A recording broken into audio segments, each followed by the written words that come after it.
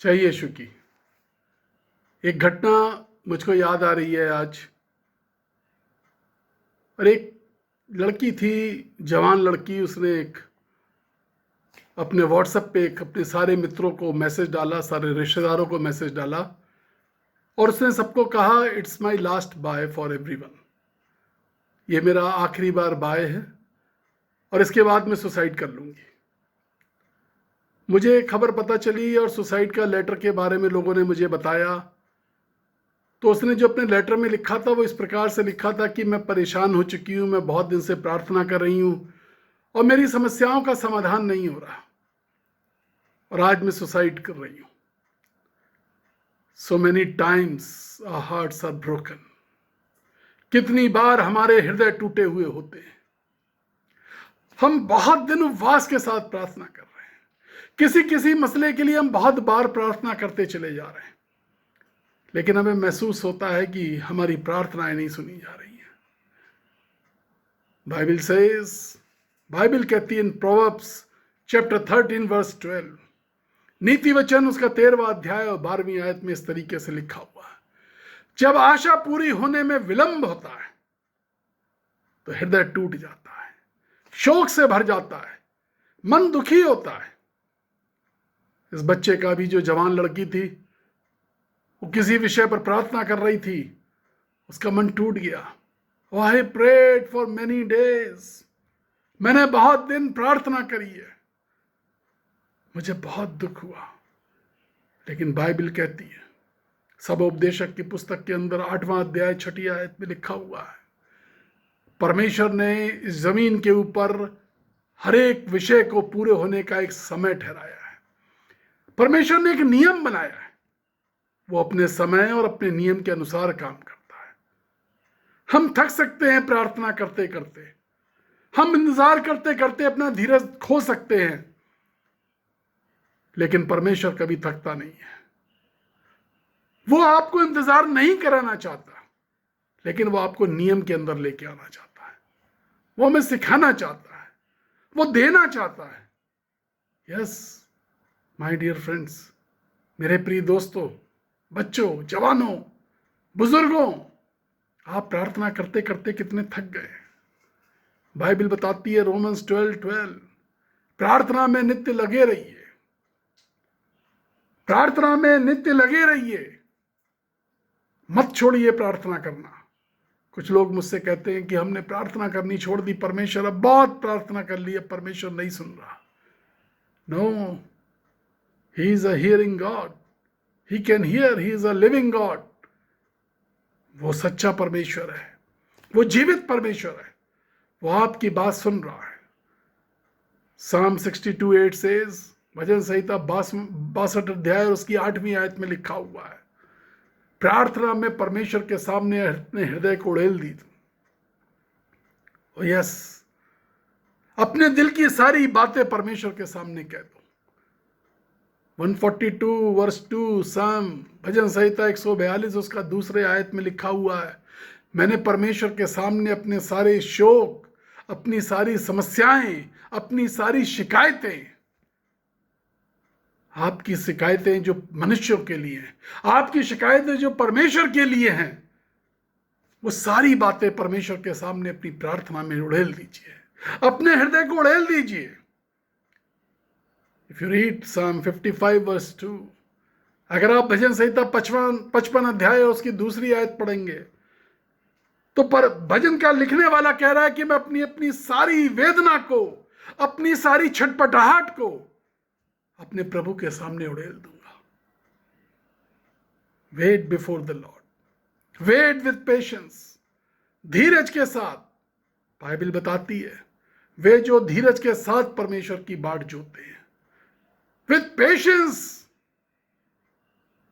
Those who wait for the Lord, जो धीरज के साथ परमेश्वर की बाट जोते हैं, वे ना थकेंगे,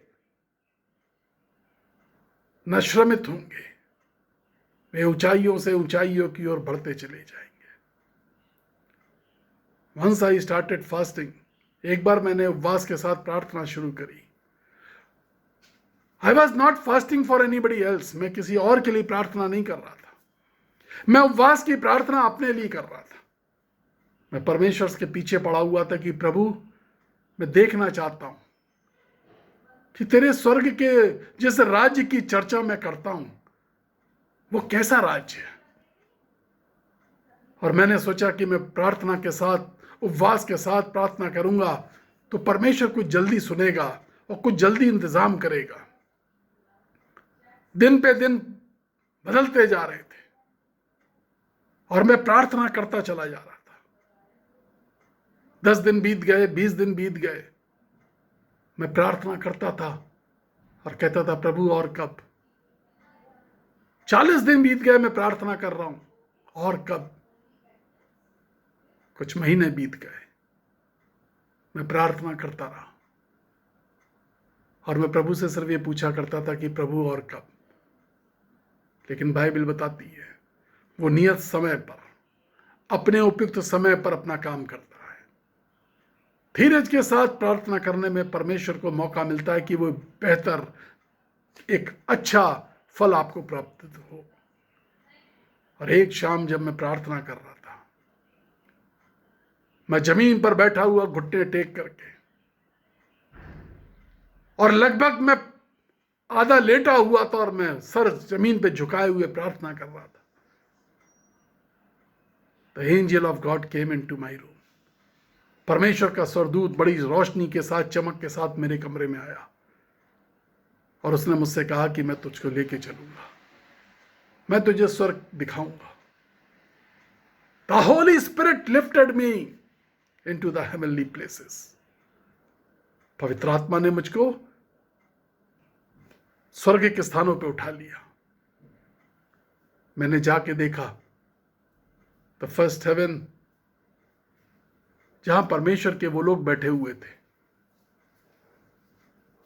जिन्होंने परमेश्वर पे विश्वास किया था, जो प्रभु के पीछे चलते रहे हैं, जिन्होंने परमेश्वर के हर वचन पे विश्वास किया था। The second heaven, God's anointed people, बहुत सारे परमेश्वर के दास जिन्होंने प्रभु की सेवा करी थी, जिन्होंने साधु सुंदर सिंह का नाम सुना है और जिन्होंने मदर टेरेसा का नाम सुना है, और बहुत सारे सेवक जिनको आप जानते हैं, वो सब उसी जगह पर है। एंड द थर्ड हेवन, और तीसरा स्वर्ग, जहां पर परमेश्वर का सिंहासन है और बहुत ज्यादा प्रकाश है और करोड़ों स्वर्गदूत परमेश्वर की महिमा का गुणगान करते हैं। And the apostle of the Bibles, जो परमेश्वर के वचन के प्रेरित हैं, वो सब वहां पर बैठे हुए हैं। And there is a big planning department, और उस जगह पर एक बड़ा प्लानिंग डिपार्टमेंट है जहां करोड़ों स्वर्गदूत मेरी और आपकी चिंता करते हैं। व्हेन यू प्रे, जब आप प्रार्थना करते हैं, परमेश्वर आपकी सारी प्रार्थनाओं को सुन रहा है, but he answers at his own appointed time. वो अपनी बातों को, अपने कामों को अपने नियुक्त समय पर करता है। बाइबल बताती है, अगर आप देखें जेम्स चैप्टर 2 वर्स 23, याकूब की पत्री उसका 2 अध्याय और 23वीं आयत, and second Chronicles chapter 20 and verse 7, दूसरा इतिहास 20वां अध्याय और 7वीं आयत, बाइबल बताती है कि इब्राहिम परमेश्वर का दोस्त था। बाइबल बताती है जेनेसिस चैप्टर 15 वर्स 5, उत्पत्ति की पुस्तक 15 अध्याय 5वीं आयत में, इब्राहिम के पास बच्चा नहीं था और परमेश्वर यहोवा इब्राहिम से मिलने आया और उसने बाहर ले जाकर के इब्राहिम को आसमान की ओर दिखाया। रात में कहा, आकाश मंडल के तारों के नाई, मैं तुझको, तेरी संतान के वंश को बढ़ाऊंगा। बाइबल कहती है इब्राहिम हंसने लगा, I am an old man, मैं एक बुजुर्ग व्यक्ति हूं और यहोवा परमेश्वर मेरा दोस्त मुझसे इस तरह की बातें करता है। इफ यू रीड 17:17, बाइबल बताती है कि फिर से परमेश्वर यहोवा ने उससे कहा, मैं तुझे एक बेटा दूंगा। God wants to bless you. परमेश्वर आपको आशीष देना चाहता है। जेनेसिस चैप्टर 18 वर्स 12, उत्पत्ति 18 अध्याय और 12वीं आयत, बाइबल बताती है इब्राहिम की पत्नी सारा भी परमेश्वर की बातों को सुन करके हंसने लगी और ठट्टा उड़ाने लगी कि परमेश्वर किस तरह की बातें करता है, और ये इब्राहिम मेरा किस तरीके की बातें बताता है कि उसके दोस्त परमेश्वर ने किस प्रकार का वायदा किया है। मैं तो गर्भ धारण नहीं कर सकती, मैं बहुत बुजुर्ग हो चुकी हूं। आपको लगता है आपके जीवन में बहुत देरी हो चुकी है। आपको लगता है एक लड़की ने, मुझको जवान लड़की ने लिखा, मेरी उम्र 35 साल हो गई है, मेरी शादी नहीं हो सकती। I remember in the city of Lucknow, Lucknow शहर के अंदर एक व्यक्ति मुझसे मिलने आया और उसकी 3 बहनें थी। उसने मुझसे आकर के बड़ी वेदना से और रो करके आंसुओं को भर करके मुझसे बोला, ब्रदर संजय, मेरी तीनों बहनों की शादी नहीं हो रही है। मैंने कहा आपकी होगी? कहले मेरी भी शादी नहीं हुई है और मेरी मां विधवा है, क्या कुछ हो सकता है? मैंने आपका नाम सुना और मैं प्रार्थना कराने आया हूं। मैंने उस रात बहुत प्रार्थना करी and the Holi spirit showed me something, और परमेश्वर की सामर्थ्य ने मुझको, पवित्र आत्मा ने मुझको कुछ चीजें उस घर में दिखाई, और मैंने उसको बोला कि शादियां, विवाह तुम्हारे घर के अंदर श्राप बन चुके हैं। कुछ लोगों ने श्राप दिया है, कुछ लोगों ने ऐसी रुकावटें पैदा कर दी हैं, विच क्राफ्टिंग, जादू टोना। Everything is stopped in your home. All the blessings are stopped. सिर्फ शादियां नहीं हो रही, जो तुम पैसा कमा के लेके आते हो वो भी सब बर्बाद हो रहा है। घर में जो अनाज लेके आते हो उसका कोई हिसाब नहीं लगता, पता नहीं चलता। अब जो मैं बताने जा रहा हूं उसको ध्यान से सुनिएगा। और he cried badly before me, वो बहुत फूट फूट के रोने लगा और मुझसे कहने लगा, ब्रदर, मुझे पता चल गया है कि living God talks to you, जीवित परमेश्वर आपसे बातचीत करता है। जो बातें आपने बताई हैं वो बिल्कुल सत्य है। हम जो घर में राशन लेके आते हैं वो गायब हो जाता है। हमारे घर में कोई ऐसा व्यक्ति नहीं आता जो राशन चुरा सके। हमारे घर में रखा हुआ पैसा गायब हो जाता है। हमारे यहां शादियां नहीं हो रही हैं, हम एक दूसरे को देख नहीं पाते, हमारे बीच में आपस में लड़ाई झगड़े होते हैं और हमें समझ में नहीं आता कि हम किस बात पे झगड़ा करते हैं। हमारी मां विधवा है। आप एक बार प्रार्थना कर दीजिए। आई प्रे, और जब मैं प्रार्थना करने लगा तो मैंने देखा, प्रार्थना के अंदर परमेश्वर ने मुझे दिखाया कि बहुत सारी चीजें, जादू टोने की, तरह के तागे तावीज, बहुत सारी चीजें। मैंने उनसे कहा जाकर के वो सब चीजें घर से निकाल दो। उन्होंने मुझे बताया कि 9 इस तरीके के लोग हैं जिन्होंने हमसे दावा किया कि हम ये सब चीजें निकाल देंगे, और उन्होंने हमें एक रकम बताई, एक अमाउंट बताया कि इतना पैसा हम लेंगे तब इस काम को करेंगे। तो इन instalments we are paying them, हर महीने का इंस्टॉलमेंट हम उनको पे कर रहे हैं। No need to pay installments to anyone. Jesus sitting on the right side of the throne in heaven. He is ready to give you redemption from everything. Yes. जो यीशु दाहिनी तरफ बैठा है स्वर्ग में विराजमान परमेश्वर, वो सामर्थी है, वो सारी चीजों से छुटकारा देगा। They cleaned their home. उन्होंने जाकर के अपने घर को साफ किया और एक बड़ा बैग भर के, बोरा भर के उन्होंने तमाम वो चीजें निकाल दी और उनको आग लगा दी। And then I went to their homes, मैं उनके घर गया और मैंने जाकर के प्रार्थना करी।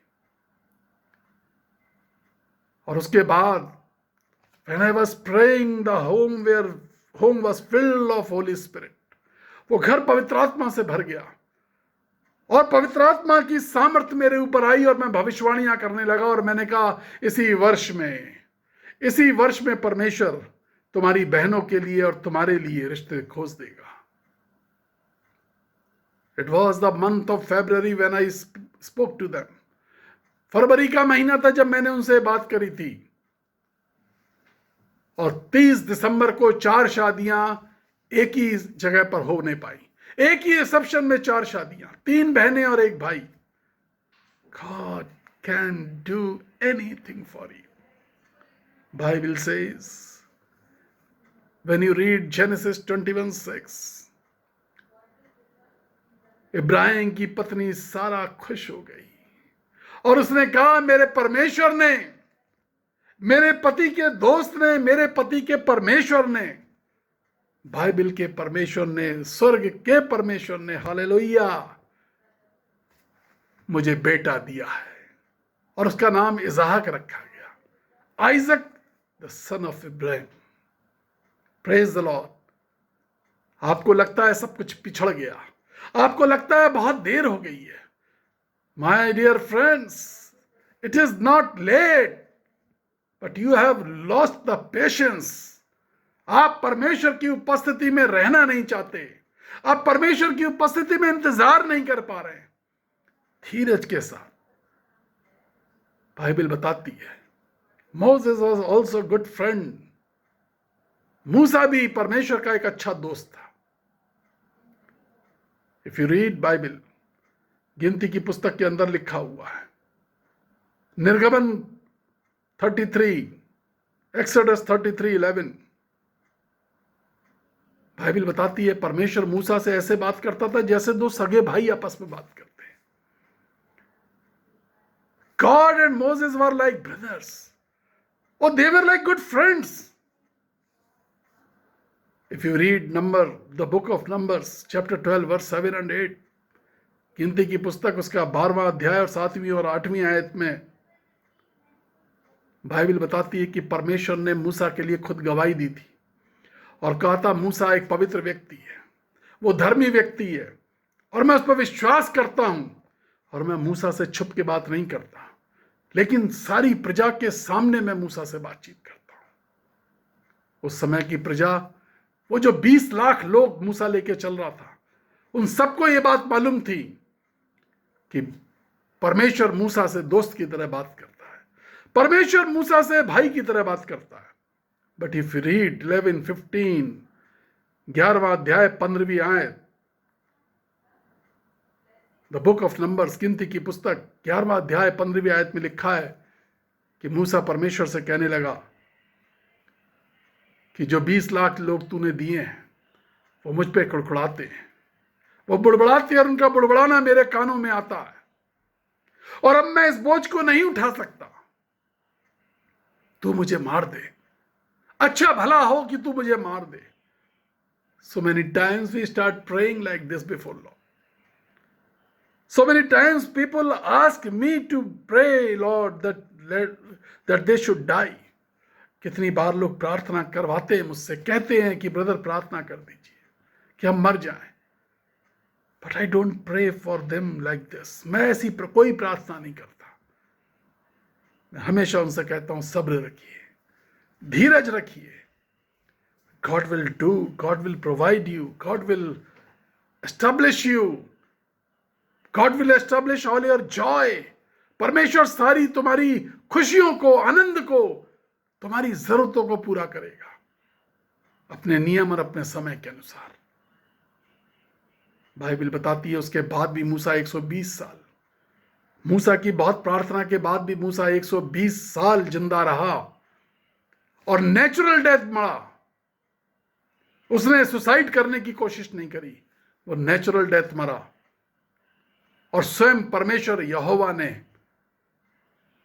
उसका फ्यूनरल किया। माय डियर फ्रेंड्स, परमेश्वर आपको आशीष देना चाहता है। परमेश्वर उन लोगों के बीच में अपने आश्चर्य कर्मों को करता रहा जो वो मूसा के साथ पीछे पीछे चल रहे थे, लेकिन परमेश्वर ने मूसा की बात नहीं मानी और मूसा के मांगने पर भी मृत्यु नहीं दी। इफ यू रीड 1 Kings 19:4, पहला राजा 19वां अध्याय और 4 आयत। एलिया परमेश्वर का एक सेवक, सामर्थ से भरा हुआ, बहुत बड़ा भविष्यवक्ता, सड़क पर एक पेड़ के नीचे आकर के परमेश्वर से गिड़गिड़ा के कहने लगा, प्रभु मुझे मौत दे दे, ओ मुझे मौत दे दे, अब मुझसे नहीं रहा जाता, मुझसे नहीं रहा जाता, मुझे मर जाने दे। लेकिन परमेश्वर ने मना कर दिया, परमेश्वर ने उसको मौत नहीं दी। बाइबल कहती है, बाइबल बताती है, if you read second Kings chapter 2 verse 11, दूसरा राजा उसका 2 अध्याय और उसकी 11वीं आयत में लिखा है, परमेश्वर ने एलिया के लिए ठीक समय पर अग्नि में रथ भेजा।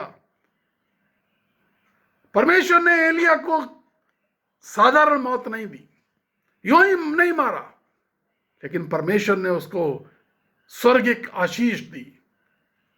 बाइबल बताती है कि आसमान से अग्निमय स्वर्ग दूतों के साथ अग्नि में रथ प्रकट हुआ,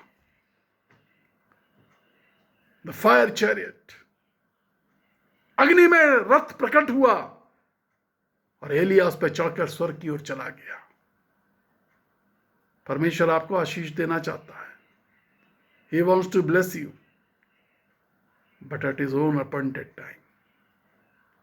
लूका की इंजील में यीशु मसीह एक स्त्री के विषय में बताते हैं कि वो न्याय चाहती थी, वो चाहती थी कि न्यायाधीश उसका न्याय करे, और वो लगातार रोज न्यायाधीश के पास जाया करती थी, और वो जा करके बोला करती थी कि मुझे न्याय कर दो। लास्टली बहुत समय बाद न्यायाधीश ने सोचा, he was not a honest person, वो ईमानदार व्यक्ति नहीं था, फिर भी उसने सोचा कि मैं न्याय करूंगा, और उसने न्याय किया।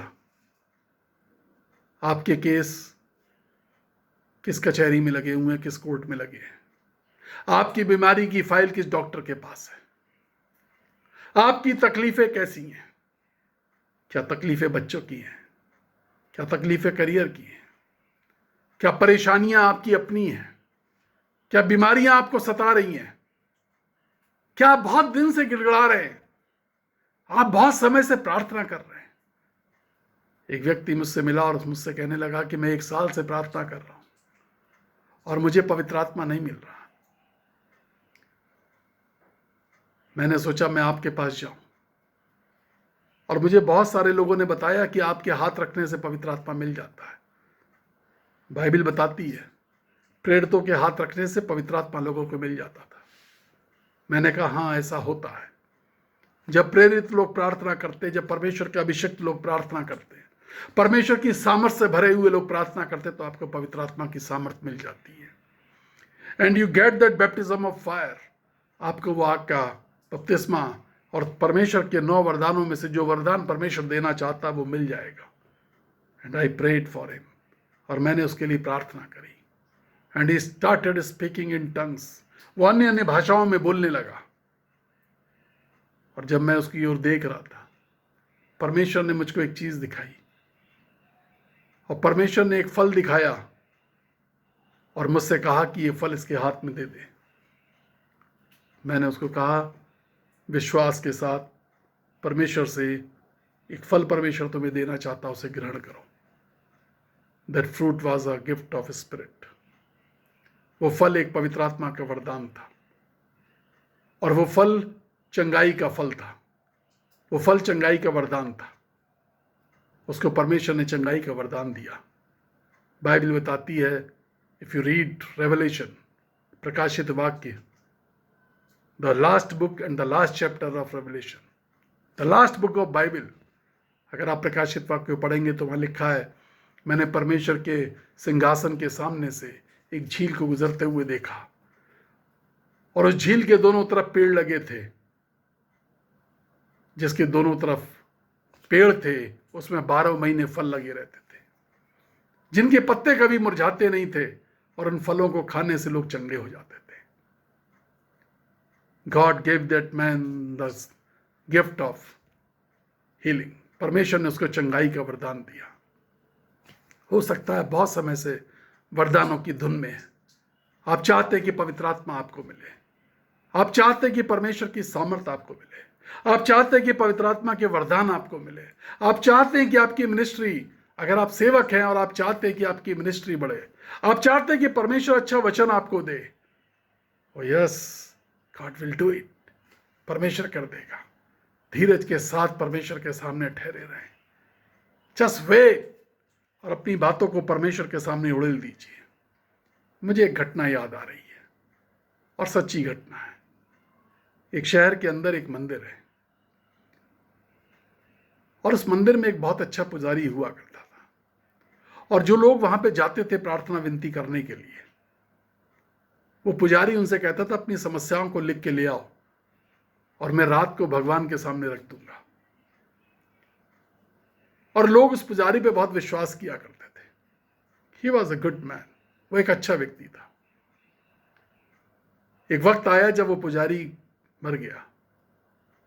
लोगों ने उस पुजारी को अंतिम संस्कार नहीं किया, वरन एक दीवार के अंदर चुन दिया। और लोग आज भी अपने पत्र ले जा करके वहां रख देते हैं, और इस आशा के साथ रखते हैं कि पुजारी की आत्मा उन पत्रों को पढ़ेगी और परमेश्वर से उसके लिए निवेदन करेगी। But be in cheer my dear children, मेरे प्रिय दोस्तों, खुश हो जाइए। We have got a living God. हमारे पास, बाइबल बताती है, एक जीवित परमेश्वर है। हमारे पास यीशु मसीह है। बाइबल सेज, बाइबल कहती है, he is sitting on the right side of the throne of the God. yes, वो परमेश्वर के दाहिने साइड में बैठा हुआ है, और वो हमारे लिए हर वक्त निवेदन करता है। इफ यू रीड रोमन्स 8:34, हमारे पास यीशु मसीह है जो परमेश्वर के दाहिने तरफ बैठ करके निवेदन करता है। इफ यू रीड 7:25 हिब्रू, इब्रानियों की पत्री, बाइबल कहती है जो उसके पास आते हैं, उसका इब्रानियों की पत्री 7वां अध्याय और 25वीं आयत, जो लोग यीशु के पास आते हैं वो उनका पूरा उद्धार करता है, पूरा छुटकारा करता है। आपका छुटकारा करना चाहता है, आपको आशीष देना चाहता है। आपको महसूस होता है कि बहुत देर हो गई, बच्चा नहीं हो रहा। Let me tell a true story. It's a testimony actually, एक गवाही है। एक माँ ने मुझसे एक बार बात करी, और मुझे उन्होंने ब्रेकफास्ट करने के लिए बुलाया था, नाश्ता करने के लिए बुलाया था। और मैंने जब वहां पर पहुंचा तो उन्होंने मुझसे बातचीत करी। मैंने कहा, आप कुछ दुखी दिखाई देती हैं। परमेश्वर की आत्मा ने मुझसे बातचीत करी और कहा कि ये बहुत दुखी औरत है। मैंने कहा, बहुत दुखी है। और मेरा इतना कहना था कि वो टूट पड़ी। She was just crying. वो बहुत बुरी तरीके से रो रही थी। मैंने पूछा, क्या बात है? उन्होंने कहा, मेरी बेटी ने 3 बार टेस्ट ट्यूब बेबी तक कराने की कोशिश करी। She went to abroad and wasted so much of money. वो दूसरे देशों में जा करके भी इलाज कराने गई, लेकिन बच्चा नहीं होता उसको एक संतान की जरूरत है। वो इतना रो रही थी कि मैं भी साथ में रोने लगा। और जब पवित्र आत्मा मेरे ऊपर आया और पवित्र आत्मा की सामर्थ्य ने मुझसे बातचीत करनी शुरू करी, मैंने उनसे पूछा, क्या मैं आपकी बेटी और दामाद से मिल सकता हूँ? क्या मैं आपकी बेटी और दामाद से बातचीत कर सकता हूँ? उन्होंने कहा, मैं बुला सकती हूँ उनको। And she called them. उन्होंने फोन किया और बुला लिया। मैंने उन दोनों को बैठा के प्रार्थना करी, और मैंने उनको एक बात बोली कि 1 साल पूरा होते होते तुम्हारी गोद में एक बच्चा होगा। God has sent that seed from heaven. मैंने परमेश्वर को एक बीज फेंकते हुए देखा था। मैंने कहा, वो बीज वहां से चल दिया है। You have to receive. परमेश्वर ने बीज डाल दिया है स्वर्ग से। आज विश्वास करें, परमेश्वर ने बीज डाल दिया है। आज विश्वास करें, अपने हाथों को ऐसे कर लें, और जो इच्छा आप लेकर के बैठे हैं मन में, वो बीज परमेश्वर बोने जा रहा है। जो गर्भ नहीं धारण कर पा रहे हैं, बच्चे नहीं हो रहे, परमेश्वर वो बीज बोने जा रहा है। जो बेचैन है, जो दर्द में है, तड़प रहे हैं, परमेश्वर ने वो बीज भेज दिया है जिसमें चंगाई है। जो मानसिक रूप से विक्षिप्त है, परेशान है, परमेश्वर ने वो बीज भेज दिया है। धीरज के साथ, with great patience receive it. धीरज के साथ परमेश्वर के सामने इंतजार करें। जिनके पास नौकरियां नहीं है, जिनके परिवार टूट रहे हैं, कुचल रहे हैं, मेरे पास एक फोन आया, और बहुत दूर देश से फोन आया था, और उस व्यक्ति ने मुझसे कहा, अफ्रीका का एक कंट्री है जहां से उसने फोन किया था, नाइजीरिया, और उसने मुझसे बोला कि ब्रदर संजय, मैं बहुत परेशान हूं, प्लीज प्रे फॉर मी। अन्य देशों से मेरे पास फोन आते हैं। पिछले दिनों में बहुत सारे फोन आए, कई प्रदेशों से, भारत के अलग अलग शहरों से, अलग अलग चर्च के पास्टर्स से, प्रीस्ट से, फादर्स के, सिस्टर्स के। कुछ लोग मुझसे पूछते हैं कि ब्रदर संजय, हम पेंटिकॉस्टल हैं, आप हमारे लिए प्रार्थना करेंगे। कोई मुझसे कहता है कि हम मेथोडिस्ट वाले हैं, आप हमारे लिए प्रार्थना करेंगे। कोई कहता है हम CNI वाले हैं, आप हमारे लिए प्रार्थना करेंगे। कोई मुझसे पूछता है हम रोमन कैथोलिक, आप हमारे लिए प्रार्थना करेंगे। कोई मुझसे कहता है कि हम IPC के हैं, आप हमारे लिए प्रार्थना करेंगे। आप किसी भी डिनोमिनेशन के हैं, यीशु मसीह आपका है। वो यीशु मसीह आपको चंगाई देना चाहता है। वो बीज जो स्वर्ग से आ रहा है वो सबके लिए है। वो बीज जो स्वर्ग से आ रहा है वो सिर्फ यीशु मसीह के जानने वालों के लिए नहीं, वरन जो अन्य जातियां हैं, जो यीशु मसीह को नहीं मानते, उनके लिए भी है। जॉन 3:16 से बाइबल यूहन्ना 3:16 में कहती है, और परमेश्वर ने जगत से ऐसा प्रेम किया, अपना इकलौता बेटा दे दिया है। जिसने अपना बेटा इस संसार को दे दिया, क्या वो बीज नहीं देगा? क्या वो आशीष नहीं देगा? क्या वो अपने हाथों को रोक लेगा? Nobody can stop the hands of God. कोई परमेश्वर यहोवा के हाथों को रोक नहीं सकता। कोई भी यहोवा के परमेश्वर के हाथों को रोक नहीं सकता। और आज परमेश्वर ने ठान लिया है, उसने बीज भेज दिया है, आप उस बीज को ग्रहण करिए। कहें, प्रभु मेरी आर्थिक व्यवस्था खराब हो गई है, मेरा बिजनेस चौपट हो गया है, मेरे रिश्ते खराब हो गए, मेरी आपस में बनती नहीं है, मेरी कोई इज्जत नहीं करता। परमेश्वर इज्जत का बीज भेज देगा। परमेश्वर व्यापार को उभारने का बीज भेज देगा। परमेश्वर बच्चों और पत्नी और पति के बीच में संतुलन का बीज भेज देगा। पारिवारिक एकता का बीज भेज देगा। सामाजिक एकता का बीज भेज देगा। परमेश्वर बीज भेज रहा है। अपने हाथों को अपने दिल पे रख करके, अपनी आंखों को बंद करके उस बीज को आते हुए देखें। That seed is coming from heaven. बहन, मैं देख रहा हूं बीज आ रहा है। मेरी बेटी, मैं उस बीज को देख रहा हूं। मेरे लाल, मेरे लाडले, मैं उस बीज को देख रहा हूं। अग्निमय बीज, आग के घेरे के अंदर रोशनी में चमकता हुआ ओत प्रोत वो बीज आपके जीवन में आ रहा है। God wants to bless you. परमेश्वर आपको आशीष दे रहा है। आइए हम प्रार्थना करें। प्रभु जी, सामर्थी परमेश्वर, आप अनुग्रहकारी हैं। वो प्रभु, आप कितने प्यारे हैं, आप कितना प्यार करते हैं। प्रभु जी, धीरज के साथ हम इंतजार कर रहे हैं। अपना बीज हमारे अंदर डाल दें। अपनी आशीष हमारे अंदर डाल दीजिए। अपना अनुग्रह हमारे अंदर डाल दीजिए। अपना प्यार हमारे अंदर डाल दे। प्रभु, आपकी सामर्थ हमें चंगा कर सकती है। आपका एक वचन मुझे पवित्र आत्मा से भर सकता है। Let you be filled with the Holi spirit.